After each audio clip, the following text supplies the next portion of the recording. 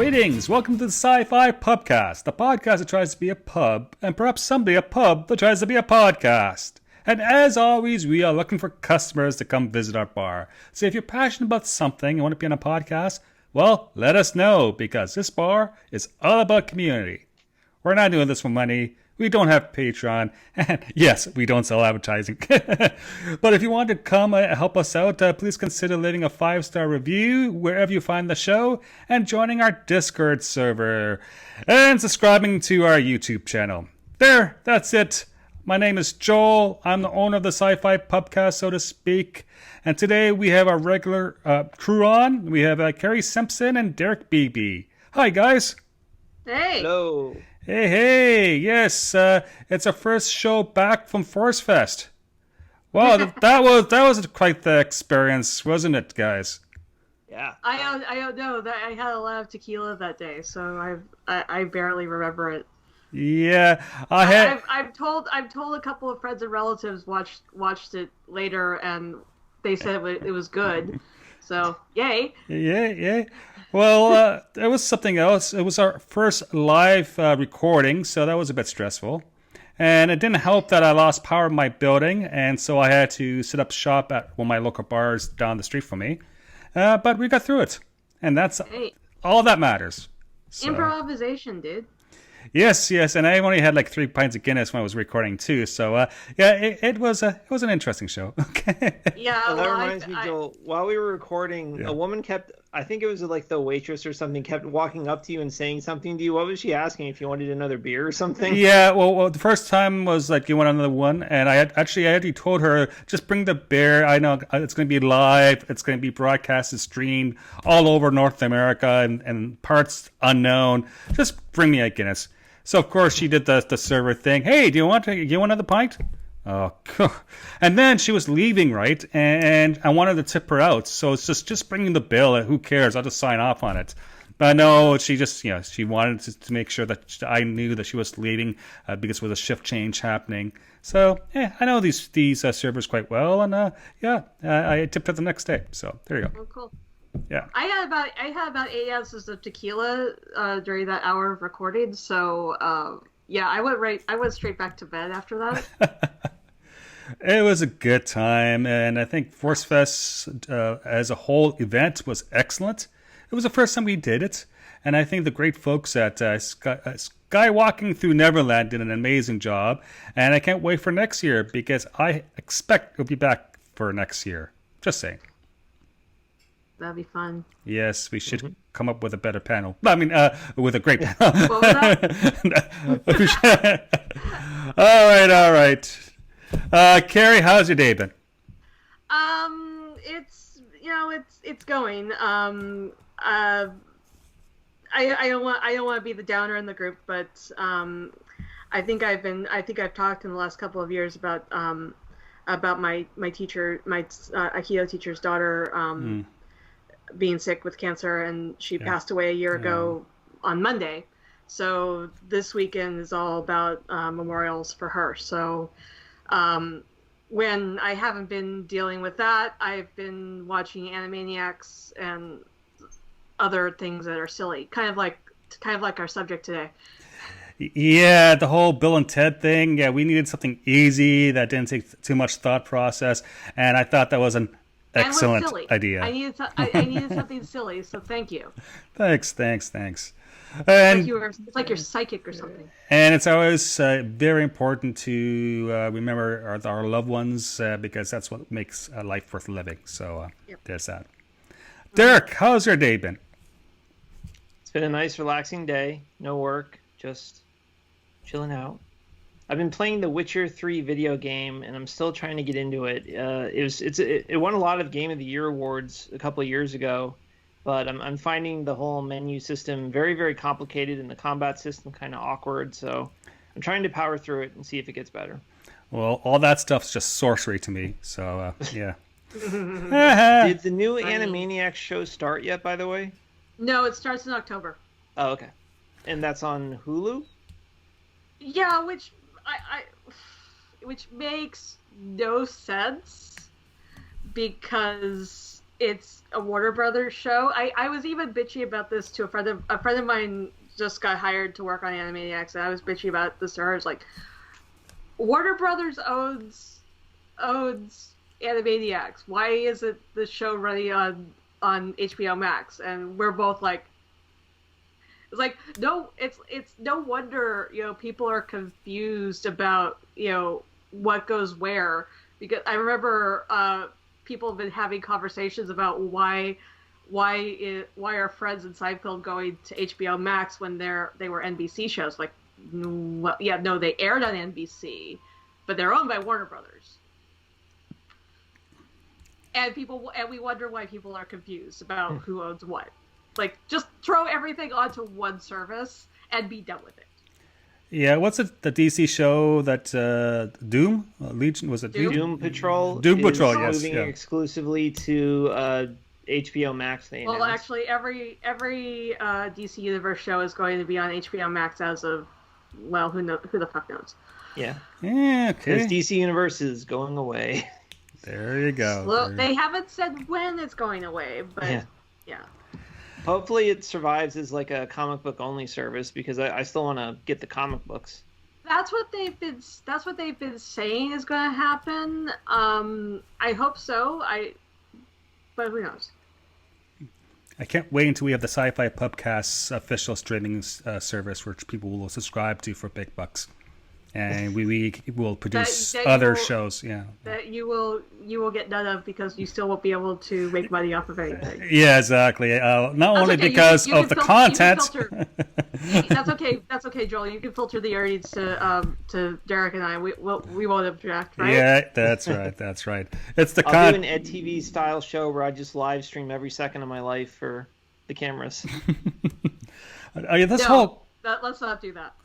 This whole conflict of interest business, really, I'm just saying. But speaking of a conflict of interest, of interest, so to speak, Derek, how's our kitchen doing? It's all right. I didn't have much to provide today, so I just made something I called thyme burgers. They're burgers made with thyme, as in THYME. I put about half a bottle in each one. I hope that's enough. I'm not really sure what thyme is, so I'm assuming it tastes good, but I'm sure they'll be fine. You'd be timeless. Great. Okay. Yeah. It's not bad. Wait. I know I'm going to regret asking this, Derek, but you put thyme in the meat, or you just put bottles of thyme in between two pieces of bread? No. I like dumped half the thing in the meat as I was making it, and if you don't want it in there, unfortunately, I cannot turn back time. Right. I regret asking already. Yeah, this is Thanks, Derek. this is like going down a black hole right now. So let's just move on. So drink recommendations. I don't have any, but Carrie does have a drink recommendation. I do. And because of the weekend it is, I'm already drinking. And I am drinking Knocking Point's Reasons for Red, because this bottle goes to support, proceeds from this bottle goes to help Fuck Cancer, the organization. So, and I have 2 bottles of it, which might be gone by the end of the weekend. I don't know. Okay. It's going to depend on, stuff and circumstances. So, but yeah, this is, this one is a Syrah, so it's very, very nice. Is there a website people can go to check it out? Yes. Knocking Point, I can't spell. NOCKING, as in, knocking arrow, point.com. Excellent. Yes, because it sounds most excellent. Right? It is. Right, dudes? Right, dude. Okay, let's get into this, because we're going to have an excellent show, because who doesn't like Bill and Ted's, excellent adventures and the movies and the other, TV shows, because there's a TV show and an animated TV show. It was really bizarre, that time period between I forgot about that. Oh, we'll talk about that. Odds. That's not bogus, I can tell you that right now. So, yes, this is going to be a fun show because, of course, we're doing it because Bills and Ted's Face the Music premiered by streaming, by a paid streaming. You know, you rent the movie. I watch it off of Apple. It's been out for about 2-3 weeks at this point. If I get my days right, which is getting harder and harder. August 28th. Yeah, it's all relative now. Yeah, exactly. So we're dealing with time travel, and I mean, you know, for a couple of idiots, they are very, very lucid with what exactly they need to do to fix things. Yeah, sandbag here, a cage at the other side of the stage. I don't know. It's all good, really. Yeah. Okay, guys, let me just start out this way. I was in high school when the first movie came out, and I was a big fan.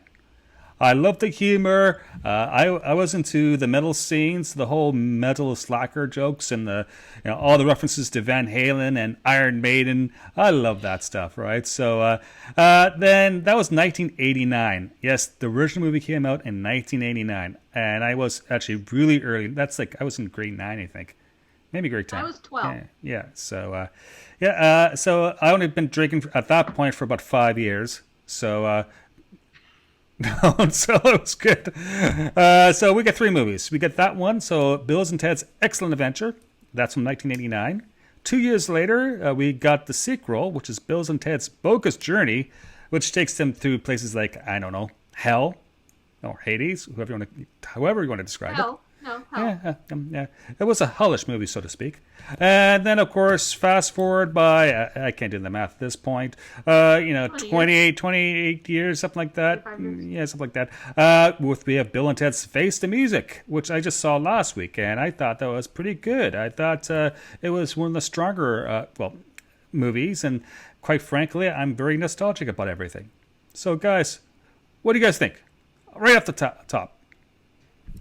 Tell me anything. I'm a bit of a history nerd, so I kind of love that that part of the premise of all 3 movies is just travel through time and bring historical figures into the modern day to explain stuff to people. No way. To explain how they.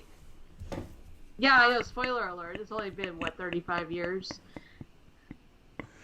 So it's the first one, right? Yeah, that was an interesting thing, especially the first movie where, their prize, what their goal, their quest, so to speak, is to present an oral history essay to their class in a stadium, right? So they actually have to present history, and I thought it was great because I'm a history guy. My first university degree is in history, and I just love that because who doesn't? Derek, what's your thoughts? I never had very strong feelings about the movie as a kid. I would have been 8 years old when the first one came out. I remember liking it, but I, didn't watch it over and over again or own it or anything like that. So I thought it was cute. I actually did not see the sequel until I was a grown-ass man. And when I finally did, I remember liking it. And I actually just recently rewatched them again for when the new one came out. And I actually really enjoyed the sequel a lot this time around. I thought it was really cool that they did something different rather than just rehashing the original, rather than just going back in time and getting back yet more historical figures. They went to heaven and hell, and there were like aliens and evil robots and death as a character. I thought that was really cool and daring to do something different like that. Yeah, and they played a gig on Mars, apparently, if you see the towards the credits. So, yeah, that was most bodacious. Yeah, so I enjoyed the sequel a lot, and coming to do we want to talk about the third one yet, or no, wait for no, please. This is a bar. It's a bar conversation, okay? I'll be talking about... understand bars? He doesn't drink. Okay. So whenever it takes 20 years for a sequel to come out, it's usually not amazing. It's usually like, well, it's great to see them again, but the story itself could have been stronger. But I actually thought this was a very strong... it started out kind of just okay with, their wives falling out of love with them and they have to save the world, yada yada. But towards the back half of it, it got really good, and I love the fact that they went to hell again and showed death, and I love that they didn't just pretended that the sequel didn't happen, because so many sequels years later, they only reference the first one and all the middle chapters don't exist. So I love the fact that they honored the whole history of the franchise and showed everything and got weird with it. And I thought the ending was actually pretty beautiful, and it delivered on the promise of them changing the world and changing the future. So not only was it a funny movie, not only did it honor the past, it actually was a good movie and a good ending, and it actually had some meaning to it. So I really liked it. I think they learned a lot during the first movie when they met this old Greek guy, Socrates. Yeah, they gained some wisdom. Yeah, so the only thing that didn't really jive between the second movie and the third is at the end of the second movie they said that they have sons. Oh, right. Oh, you're right. Did they definitely say sons in that one? They did say sons okay. at the end. I had only seen bits and pieces of Bogus Journey up until about a month ago, and I did finally watch the whole thing, and they specifically said these are our sons, Bill and Ted. Like, and now they're girls. But okay, that's fine. I mean, yeah, it's fine. Yeah. Well, I mean, the other thing is at the end of Bogus Journey. I blame time. Whoa. At the end of Bogus Journey, over the credits, they were showing them getting popular, which of course they walked back in the third one. So, I don't know how to deal with that. I mean, no, it's like you have bands that get really, really popular for a while, and then they just kind of fade away, and we're like, well, what happened to these guys? Yeah, like Faith No More. God, I haven't heard of Faith No More in decades. Okay. Which is the second one. You don't. Faith No More is on my playlist. I don't even know who that is. Oh God. You need to listen to more metal, dude. Have some faith. Right, yeah. I quite like the third one. You have to take these movies with a grain of salt. It's not high drama. It's not high purity. It's being silly and having contrast that and making fun of itself, right? And I think these movies are very self-aware of that, right? Because there was so many inside jokes in the new one where you only can get if you saw the first two movies. And I love that. Who doesn't like the, and I say it's a slacker dude. Really, it's the the typical stoner dude from Southern California. Sorry, Gary. I occasionally resemble that remark. And I love that. I mean, like the Wild Stallions. Like, here's a band name, right? And you can drop the name to almost anywhere, and people will get the Bill and Ted reference, right? Yeah. And the whole idea of picking up your girlfriends from medieval England and their English princesses, and they keep that going for 3 movies and 2 TV shows and a comic book. God, that's great. It's funny because when I saw the most recent one, I thought to myself, hey, is it the same princesses and all this? And pretty quickly I caught on. No, it was different actors doing it, but with the princesses, for every movie, different actors played the princesses, which is I'm not sure how I feel about that. It works, right? Yeah, it works. Yeah. So was it a casting decision? Was it casting problems with the old actors? Was the fact that they always want to cast younger women just because that's the show business? Hate to say it, I don't know, but it's still part of the mythology of Bill and Ted. So. Well. Okay, what I really appreciated for in this third movie is I really appreciated that they named Rufus's daughter after George Carlin's daughter. Yes. I kind of been hoping, I didn't know that. I'd kind of been hoping that they would give Kelly Carlin like a bit role or something, but that was just like awesome. Like, okay, this works. Yeah, it works. I think. I also saw a meme about I don't remember what it was exactly because alcohol, but something about the one true timeline is the only timeline where Ted doesn't have facial hair. Yeah, that's pretty much. Yes. Like, yeah. Yeah. So he goes into the future and becomes an asshole because he has facial hair. oh, that can't be right. And I still miss my beard. It's only a matter of time before I grow it back. Oh, I wasn't talking about you, dude. Once work allows me to do it, sure. Uh-huh. So you're talking about Kelly, right? Played by Kristen Shaw. Yes. Shaw. Yes. Shaw. Yeah, an amazing, long-standing comedian. And we should mention some of the actors' names because that's what we do, right? So we have Keanu Reeves playing Ted. We have Alex Winter playing Bill. And the new movie, which I thought was good, is The Two Daughters. Not sons, Oh, yes. daughters. So we have Samara Weaving playing, is it T? Yeah. T? And the and the actor who plays Billy, so Ted's daughter, i.e. Keanu Reeves' daughter, Bridget Lundy Payne. Oh my God, her mannerisms were perfect. She's mocking or portraying or acting Keanu Reeves. All this Keanu Reeves stereotypes, and she nailed it in my opinion. She just did a wonderful job. Each time she was on the screen, I just cracked me up. Okay, I'm easy to please, really. So. Samara Weaving is a big up-and-coming star. She's been on the Ash vs. Evil Dead TV show, and she was in the movies The Babysitter and Guns Akimbo and really Ready or Guns Not. And those were, if you haven't seen Ready or Not, that's a really good horror comedy movie. And Guns Akimbo is also a really good, really crazy action movie starring Daniel Radcliffe. Yeah. He gets kidnapped and gets guns bolted to his fingers so he can't take them off, and it's like this bizarre like streaming video game that he's forced to play. It's really nuts and really funny. It's kind of like a modern, like an updated version of Running Man. All right. Okay. Yeah. She was also Claire Wood in Hollywood, which was really good. A really good show. Interesting. Yeah. See, there's a lot I don't know. I don't pay attention to horror movies very much anymore. I do try.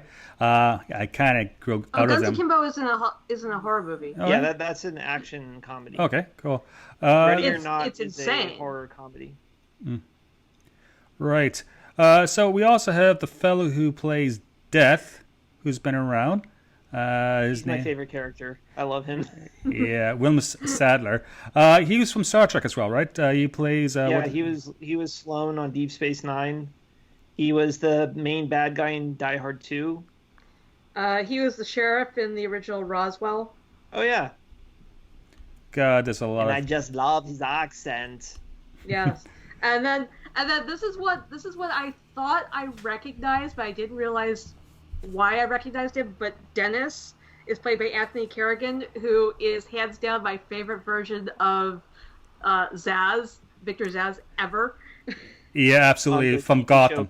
Yeah, Gotham. From Gotham, yeah. Yeah, he was great, and I love his haircut. So. You would. Yeah, the whole time I was watching the movie, I was like, I bet I know who that is, but I cannot tell anything under the makeup. And when I finally saw who it is, I was like, oh, it's him. Yeah, I thought maybe they had cast William Sadler in two roles. Like, no, that's not William Sadler. What? But he looks familiar. Why does he look familiar? Oh, right. Yes. I love the fact that in both the second movie and the third movie, they sent robots out to kill Bill and Ted. Well, in the second movie, they were successful, but still. Actually, the third movie as well. In both movies, they were successful, if you think about it. Yeah. Well, yeah. Technically, yes. I mean, technically, they did. Technically, Dennis did kill Bill and Ted. They just killed the wrong Bill and Ted. Yeah, but they got to hell because he was trying to commit suicide after he had a moment of existential angst, so to speak. And remember Bill and Ted tried to save them. I only saw the new movie once, but it was interesting. Yeah, me too. Yeah, I really loved Robot Dennis and the whole thing about like him killing everybody and them all going to hell together, and having to track down Death and like get the band back together. That was just inspired lunacy. I loved it. Yeah, and I love how the hell itself just, I don't say CGI, but the landscapes, it was amazing, right? And they walk past, good. And you have local demons giving directions. Oh, they were just right. Well, it was definitely a proof on Bogus Journey that the Satan in that movie just like, yes, this is really, really cheap 80s effects. It's what it's meant to be, but it's just like, It's amazing what 29 years can do for the advancement of CGI. Yeah. Oh yeah, definitely. Okay. What's next? Color? TV? I got me. Okay. Oh god, what else can we do? There's so many references, like the whole air guitar thing. That was a thing when I was growing up. It sounds stupid now, but most things with teenagers are stupid, right? Okay. Right. Well, I think there was like an episode of Graham Norton where he kind of tricked Keanu Reeves into doing it. It's like, oh. Oh god. Oh, and the whole thing with Missy. The young. It's so wrong. It was wrong. It was wrong in Bogus Journey,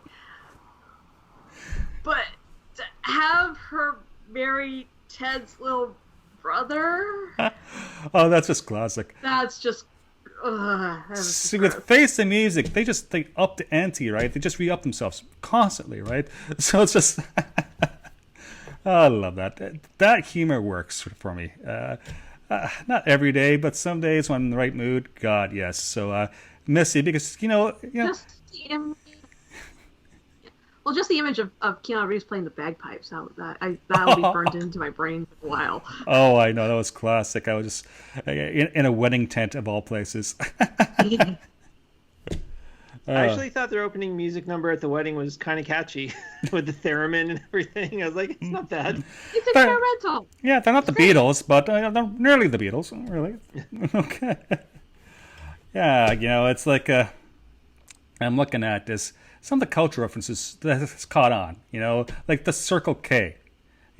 Strange things are afoot at the Circle K. God, from the first movie, that's a great line.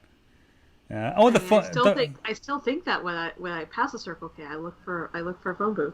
Yeah. Oh, what's up the phone booth? Like, what's a phone booth? Well, they're just ripping off the TARDIS. No, they denied that, right? Actually, if you do your research, the two writers, when they wrote Excellent Adventure, had no clue about Doctor Who. They weren't switched on in that, right? And because they've been asked that over the years, so they denied that. Well, my thing is like it's a phone booth. Who uses phone booths anymore? Pay phones. People actually pay with change to actually use a phone. That's where the drug dealers hang out nowadays. that's why they updated. That's why Kelly's running around that pod thingy, and the phone booth is in a place of honor with a hologram of the dearly departed Rufus, aka George Carlin. Yeah, I like how they treated George Carlin in the third movie, right? To give the nod of respect, but not do a full-out Tarkin on him, right? Not to bring him back in the CGI format. I read that they actually wanted to do that, but they didn't have the money for it. Yeah. But it's just not entirely surprising. Yeah. And so I like the second one, right? When they went to hell and they are living their own personal hells. This whole idea of military school, or having the colonel being the yelling drill sergeant, basically, and making their lives miserable, or facing the ugly, creepy grandma, or eating the last Easter bunny rabbit chocolate from 10 years before. That was okay. That was getting very Greek in a very, superficial sense. What do you guys think? Yeah, some of that stuff was very bizarre. Yeah, it was. Yeah, it's 1991. Everything's bizarre in 1991. Yeah. I actually, the second was interesting. The Bogus Journey. Like, how did the best death by playing a series of board games, right? That was hilarious. Battleship. Battleship, Clue, some football thing, Twister of all things, you know? Yeah. Why did Death suck so much? Okay, really? Well, because they thought outside the box. He had no experience or connection to those things. No. He was ready for a game of chess, but he never played any of those games. He didn't know how they worked. Yeah, it's just spoofing off of Greek mythology and classic literature stuff, right? So it's like anyone who knows about, you know, the different legends, the different myths about death and the Grim Reaper or cheating, you know, Lucifer cards, they get this, you know, playing death in a game of Twister. Oh God, that's great. Oh God. Oh, the other thing, everything with death was classic. but then they, you know, how to talk themselves into heaven. Well, you know, they quoted you know, Every Rose Has a Thorn song from Poison, right? It's like, Morel, Morel. It's like they use song lyrics in a way in the dialogue because that's all they know. It's just perfect for Bill and Ted. That is. I mean, yeah, you kind of have you kind of end up wondering how they managed to be how they managed to make it to be functioning adults, but you can't wonder that, and like it's if you start to think too deeply into it, you're just gonna, you know, give yourself a headache. Yeah, this is not a, you know, a thought movie by any means. Okay. Yeah. Oh, and while we're still on the subject of Bogus Journey, I haven't seen it for about a month or so, but I remember those aliens being utterly horrifying looking. Oh yeah, Station. Like, I don't know if they're supposed to be cute, but they just looked like really disturbing.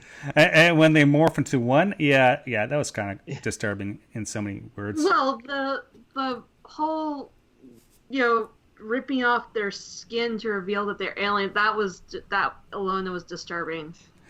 And how many times have we saw the robot heads being dismembered from the bodies and kicking the heads around? Mm-hmm. All right, and that's, you know.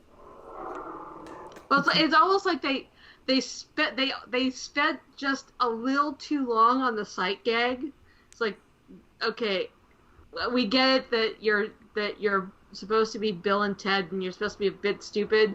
And you're supposed to, you know, be having trouble getting your skin on and off, but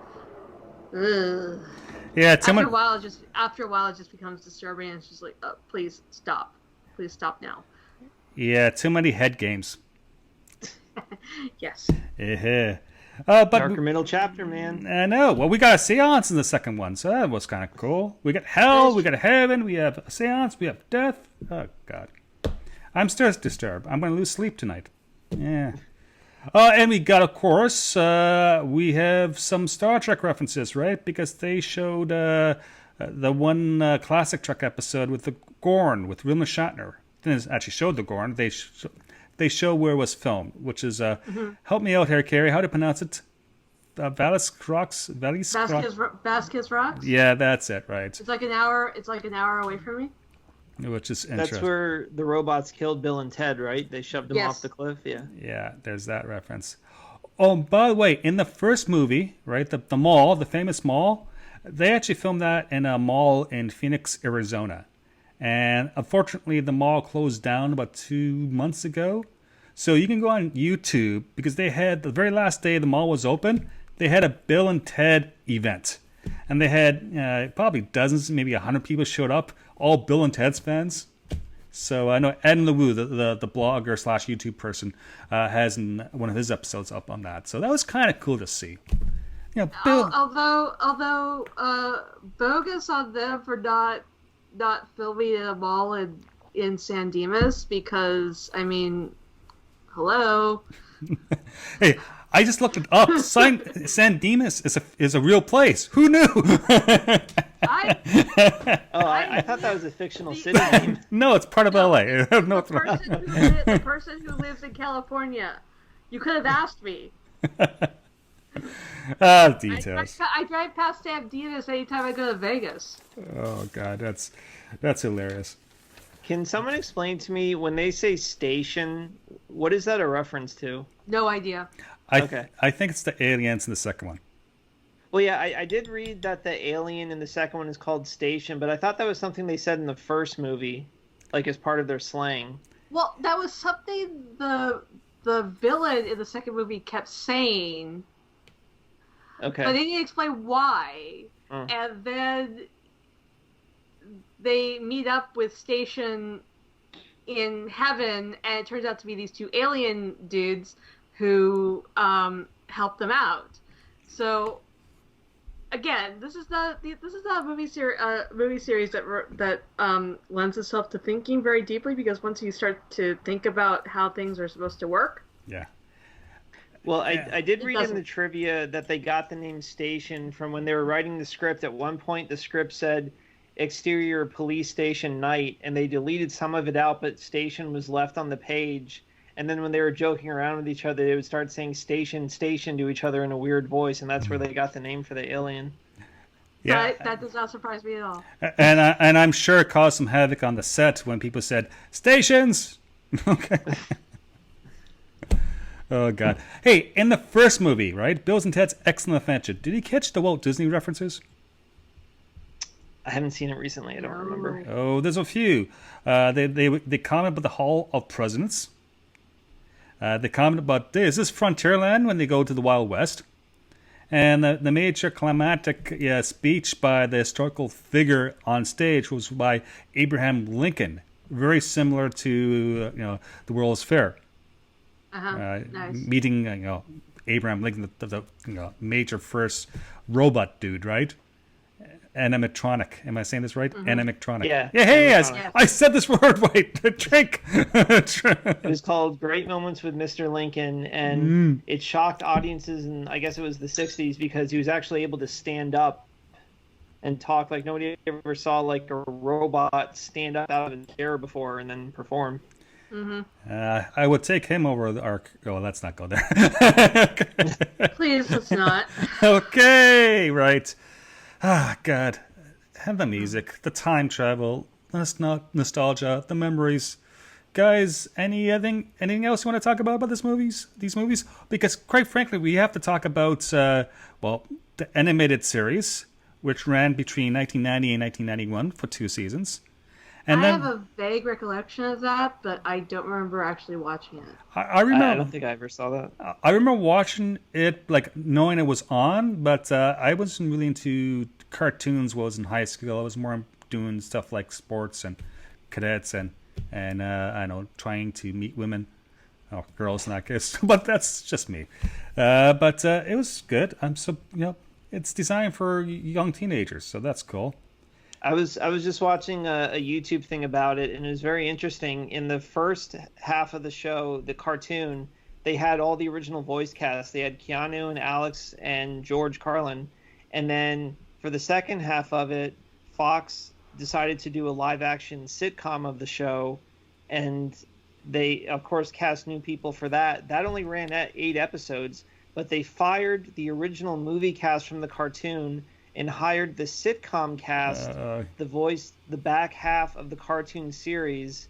And then I don't even know if the TV show ever actually aired or not. They only made 8 episodes, and then the cartoon got swiftly canceled even before the sequel movie ever came out. Brutal. Wow. Yeah, so that's about as short-sighted as when they tried to replace Mel Blanc as the voice of Twiggy. Yeah, because they didn't want the movie to interfere with the success of the TV show, so they fired the movie cast from the cartoon and put their TV stars on the cartoon. And then there was like a rule about how like the cartoon couldn't be airing at the same time as the sequel, but it ended up getting canceled before the sequel ever came out anyway. It was a whole thing. They planned poorly. Yes. Except there was one original cast member who was throughout all of them, right? And that's the actor that played Missy Preston. Her real name is Lisa Wilcox. Apparently, she was in the cast as well. So I'm not sure who she was married to at the time, but yes. Maybe we would have gotten the answer to when Missy divorced Bill's mom to marry Bill's dad to marry Ted's dad. Yeah. Oh, and she married the bad guy out of the second movie, right? Anonymous. So that was part of the credit scenes. Really? I don't actually remember watching the credit scenes. Maybe I Oh, should good. have. Yeah. So before we move on, so the sitcom from 1992, so Bill S. Preston was played by Evan Richards, and Ted Theodore Logan was played by Christopher Kennedy. I have no idea who these people are, but there you go. Little known facts. So, and Rufus was played by Rick Overton. So, yeah. Yeah, I saw that they only made 8 episodes, and that whereas in the cartoon they could actually go and do wild, crazy things. Since the live-action sitcom had no money and no budget, each episode would basically be them going to like a single historical period and meeting like one person, and then like they didn't really have the money to do anything or show anything. So. Yeah, I like the fact that the third movie, right? They went back throughout history and they grabbed the best musicians, and I like the fact that they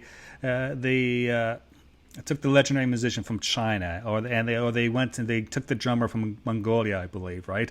That's kind of cool. They're branching outside of the box. Of course, you still have the classical music stuff, right? You got Bach, you got Mozart, you got Beethoven. Like they got all 3 of the big ones throughout the franchise.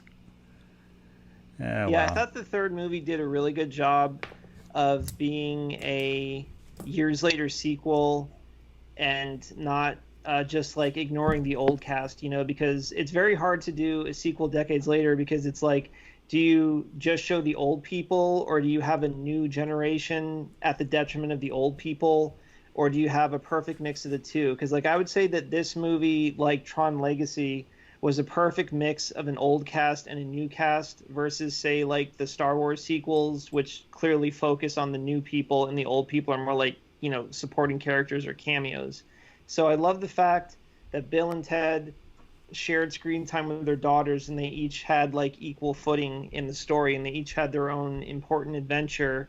And, like if we had only gotten one of them, I think the movie would have been just okay. But the fact that we had Bill and Ted going in the future and meeting their future selves, and also the girls going back and getting historical figures, those two together is what made it such a solid movie. Yeah, I can see that. And I also really love the ending. I thought it was like legitimately good and moving. It was like the literal end of the world. It was the apocalypse. Time was breaking apart, and they ran out to all the different periods and made everybody play together. I thought that was actually really beautiful, and I thought that was a great way to end it all. Because the whole time the movie was starting, I was like, how can they ever deliver an ending that will fulfill the promise of the greatest song ever made that unites the world? I mean, like, you could never write a song that could do that would sound halfway decent. But I think they actually did a really good job of that, just by showing everybody coming together as the universe is about to disintegrate. I thought it was really well done. Did you guys like the ending? I did. And it reminded me. I liked it, even though in part it kind of reminded me of. Okay, so at some of our all-employee meetings, we've had this guy come out to do like a ginormous type thing, and he hands out percussion instruments to everyone, and we start everyone starts banging on whatever it is they've been handed. So it kind of had a bit of that, plus, but in a cool way. It actually sounded good. Yeah, I thought they did a good job stringing us along for that. I thought, and note well that it was key for the success of the third movie. I see what you did there. On the balance of using a scale as to balance things out. Yeah. Mm-hmm. Oh, and speaking of the ending, I love the fact that it turned out it was the daughters who were the prophesized ones, not them. That they were never going to be the ones to make the song. It was their daughters. Unfortunately, my friend who I was watching the movie with called it the second they said their names were also Bill and Ted. And she's like, "Oh, they're going to be the future saviors." I was like, "God damn it, you're right." But again, we knew that from the end of the second movie, so I wasn't that their children would be the saviors and not them. No, we knew that their names were Bill and Ted. Oh, okay. But you also said those were sons. They were sons, but they still kept the names, like Theodora and I guess Wilhelmina, but Billy and Thea. Yeah. Yeah, because I immediately started noticing they only said their last names. They never said their first names. So I was like, oh, it's gonna be the kids. Of course, because there's room for a potential, franchise, another movie starring Another sequel. another sequel, but not with Keanu Reeves and Alex Winters, but with these two young actresses, right? So, and Well, who I knows? also Could work. think it's a nice message because Yeah. the guys were clearly screw ups. They were never going to write this amazing, perfect song. Oh man! But they raised these wonderful children who spent all their lives, studying music and idolizing them and everything. So it's kind of like the message of The Last Jedi. We are what they grow beyond, and that the teacher must, so the student must surpass the teacher. He must. Well, and the, even though they didn't, it's a never judge a book by its cover type thing, where it's like, yeah, they look and act like a bit like they're screw ups, but if you sit down and listen to them, the girls anyway, they're really fucking smart. Yeah, they were quoting like obscure musical people and Exactly. everything, and giving critical analysis.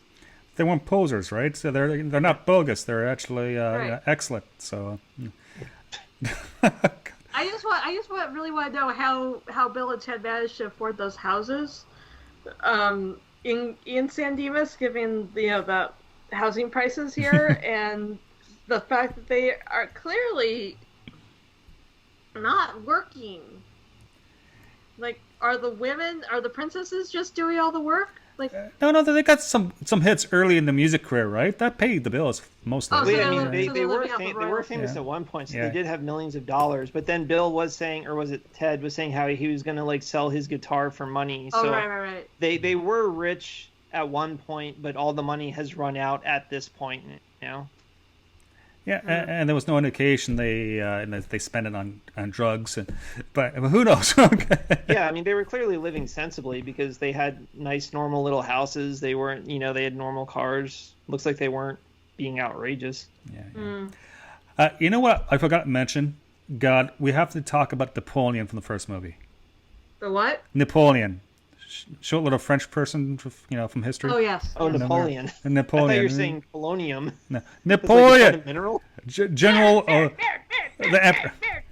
Because I have to, at least in this podcast, I have to use the phrase Ziggy Piggy. Ziggy Piggy. Ziggy Piggy. You're such a Ziggy Piggy. Which is basically a reference to Napoleon when he has in his ice cream at their version of the Chuck and Cheese's. Okay. You remember that? Yes. Please. I just remember him bullying the government ball. It's like, merde. And then he goes on the water slide, which was just amazing. and that becomes apparently a French battle tactic. Yeah, exactly. Oh dear Lord! And of course, there was a comic book from 1991, so you can digest a lot of Bill and Ted's content, especially from like 25 years ago, or thereabouts, 29 years. Oh, whatever. Let's not do the math. That's someone else's part of the ship. Okay. And do you guys realize there was actually at one point a cereal, like a box of cereal named after Bill and Ted? That should not surprise me. Yeah, yeah. So it's like, I can't really say I've had it. At least I don't recall having it. But yeah, you made it when they name a cereal after you. Yeah. And of course, there was a video game back in 1991. I haven't played it, but I'm not sure it existed. There you go. Who knew these things? Ah, right, guys. Any last comments before we close the doors to the pub? Third movie's great. Check it out. Yes. And make sure you watch the end credit scene because that is a lesson in you're never too old to rock. Yeah. Most bodacious, Carrie. Most bodacious. Oh, and I also really appreciate the fact that I was able to purchase it the day it came out in theaters for home viewing, so I don't have to worry about safety. I thought that was very cool. Yes, I'm really hoping that more studios decide that is a good way to go. Yeah. I'm looking at you right now, Warner Brothers. And Marvel, I'll pay $50 to Marvel. watch Black Widow at home. I don't care. Just give it to me. Yeah. I'll pay money to watch Wonder Woman 84 at home. Thanks, guys. Did you hear that just got pushed back to Christmas Yes. Day?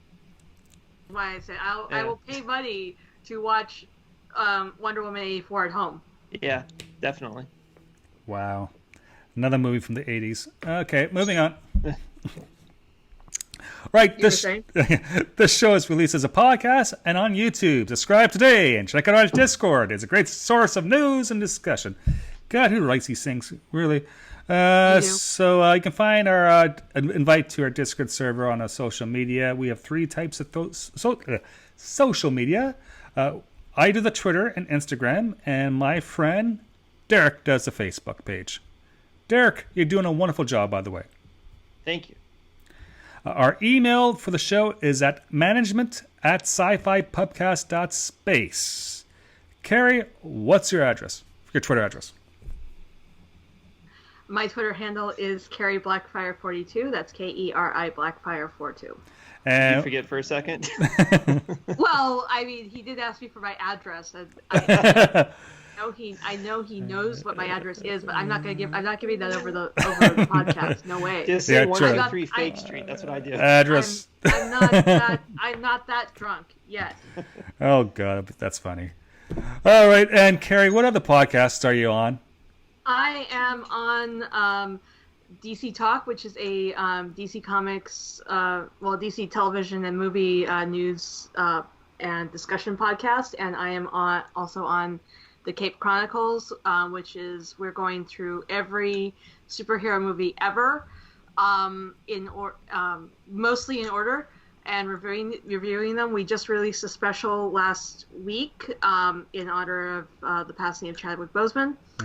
So we reviewed Black Panther like 3 years early, and this weekend we're going to be finally talking about the best Iron Man sequel ever. Fight me on that. That is Iron Man 2. Ooh, okay. That's interesting.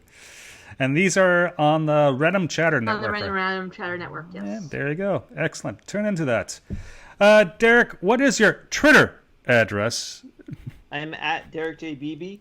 2 quick book plugs. Afterlife Crisis by our good friend of the show, Randall Graham. And I also just finished reading a really good book. You know The Andromeda Strain by Michael Crichton from 50 years ago? Yep. Yes. It was a book, it was a movie.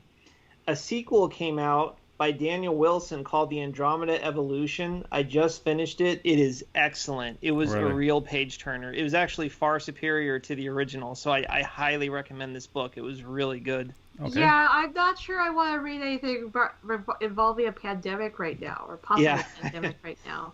Well, it's not so much about like a virus killing people. It goes in other directions, but it was a really good page turning book with some real surprises. The Andromeda strain started out as a virus. Yeah, the story began as just like a virus from space killing people, but it kind of became more as the first book went along. And then the second book goes in a very different direction as well. Okay, cool. So it's catchy. Excellent. Mm-hmm. Okay. Thanks, Joel. Anytime. My Twitter address is at Joel_Welch. That's it. We're closing. So catch you later, dudes. Far out, man. Catch you later, dudes. Station. Music provided courtesy of Logan Rathbone. Podcast logo by Jea Rhea. Copyrighted Joe Welch. Listen responsibly, and we can't wait for your next visit to our fine establishment. Cheers.